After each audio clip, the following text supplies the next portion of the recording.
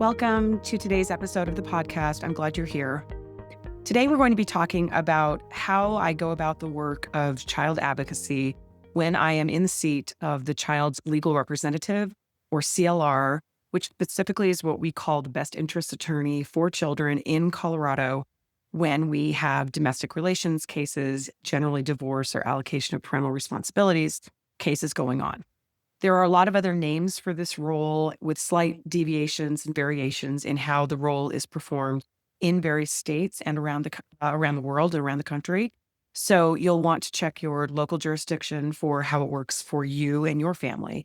But the principles that I'll share today, I think, are broadly applicable across a lot of different places and give really a good sense to parents and to professionals about how to best use the person who is in the seat of the best interests of the child, and how this becomes a role that can be really, really productive, not just taking up space, and really bring some solutions to families and really to children specifically. I am really thinking about this top of mind because I am just back this weekend from spending the week at a big international conference. The Association of Family and Conciliation Courts had its conference in New Orleans this past week, and I had the privilege of being able to speak there about this very topic and got a lot of really great feedback from people, very inspired and encouraged that this is a really great way to go about potentially in their own jurisdictions, helping really get children's interests heard, their voices heard, and to help professionals and parents really just get to a better place for children in these very difficult cases. So I'm going to go about telling you specific to Colorado, whether you're in Denver or Arvada, down to Colorado Springs, Fort Collins, anywhere really in the Denver metro area, that you find yourself, you have the ability to get a child's legal representative if your case warrants it. And I want to start with explaining how that appointment happens. Let me explain, first of all, how the appointment happens. Usually these cases are post-decree, meaning a divorce has already occurred or the allocation of parental responsibilities has already occurred, and we are in a situation where we have parents fighting generally quite a bit and generally over quite some time. I would prefer if these appointments actually happened earlier, and I think it is happening now from time to time that I am being appointed earlier in a case in a pre-decree situation, pre-decree meaning the divorce has not occurred yet, or the final orders allocating parenting time and decision-making responsibilities has not yet occurred. I would like to have these start earlier because it allows me to bring problem solving to a family earlier before we have years and years or decades sometimes of actual fighting, toxicity, and problems that can become very, very entrenched.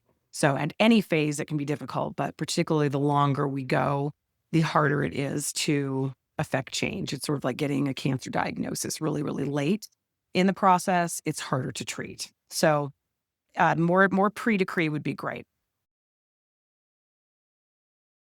Step 2 is onboarding. So the CLR and the CLR staff, if the CLR has a staff, which is very, very helpful if the CLR does, because it allows the administrative function and the things that paralegals can do that attorneys don't necessarily have to do if they have paralegals. That can be very, very helpful and save parents money.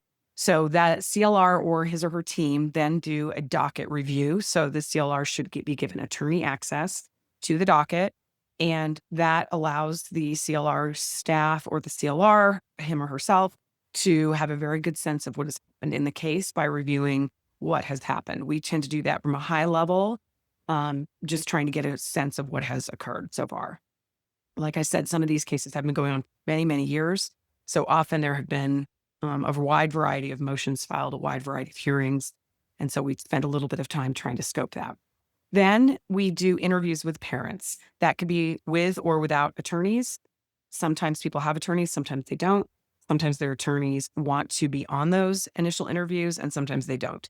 It's completely up to the parent and that parent's attorney, whether or not that attorney is with the parent for everything or only some things. Generally, if it's somebody who has not worked with me before, then they might be more involved initially until they realize that they feel more comfortable and then they often are not involved in everything. It often is a matter of cost to have them involved in all of the different things. Also, I go do home visits where parents and children are, and most attorneys who represent parents don't want to be coming on those home visits. So I don't think I've ever had an attorney want to go on one of those, and it wouldn't be ideal anyway. So I just always try to be very respectful, though, of whether an attorney wants to have that client presence with the attorney or not. It is the parent's decision as to whether or not that we handle it with me directly or with the parent, with their attorney present. Also, I then do interviews of kids' therapists.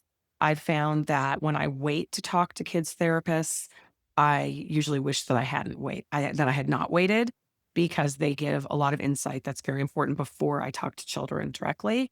I suppose I also, if there was a serious issue, for example, with a school, I might consider talking to school professionals first. And I will say that it is a very important part of the process that everyone sign releases so that those interviews can occur. That is expected when we have child custody evaluators on board. It is also expected when we have children's legal representatives on board, because that is part of the work, is doing that investigative work in both roles.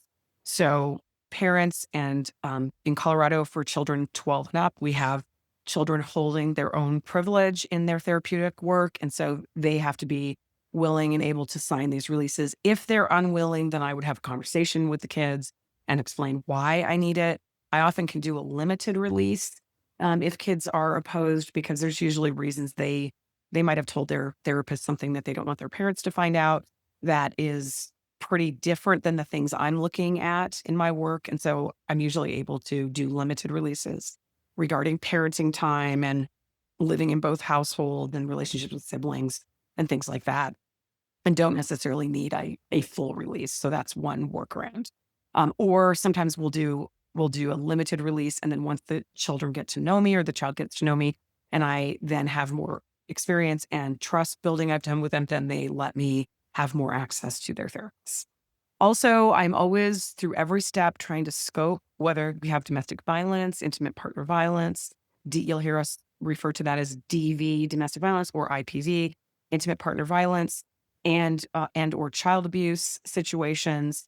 If we have those things, it is something that then makes the approach deviate in disparate ways depending on the situation.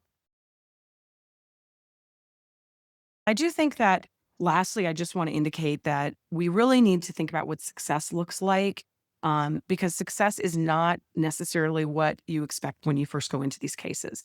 Success is different for each family. I think success is that the child feels heard and has had an opportunity to engage in a supportive therapeutic process that promotes healthy development, healthy adulthood. It's also successful if we can get cases to settle and to stop the toxicity in court.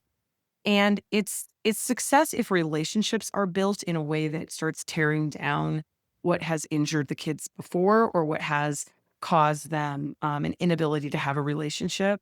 Especially if we're not talking about domestic violence or child abuse, we're just talking about a different type of parent-child contact problem. Having the ability for that parent to have a normative relationship in a lot of important events and time, even if that doesn't lead to equal parenting time, or to, again, overnights, which is we're pretty fixated on in Colorado, it is still about building a relationship. And that is very, very powerful and can be very, very successful. And that matters a lot more long-term than where that child is sleeping. And then, of course, if we have a kid who's been the victim of being in an environment where there's domestic violence, then making sure that that child has had the ability to safely and in a supportive way be protected, and for the reality of what that child faced to be something that is able to be addressed to the extent that that is therapeutically safe for that child, and that there isn't force, that the parent understands what the impact has been. Whether or not the parent admits that there's been domestic violence, the eye is in the beholder a lot of times for these kids, and the child needs to feel heard, even if some of that is something that they have learned from their more favored parent. If some of that, it does come from any of that enmeshment or loyalty to that parent, still being able to be heard and express herself in the therapeutic context can really be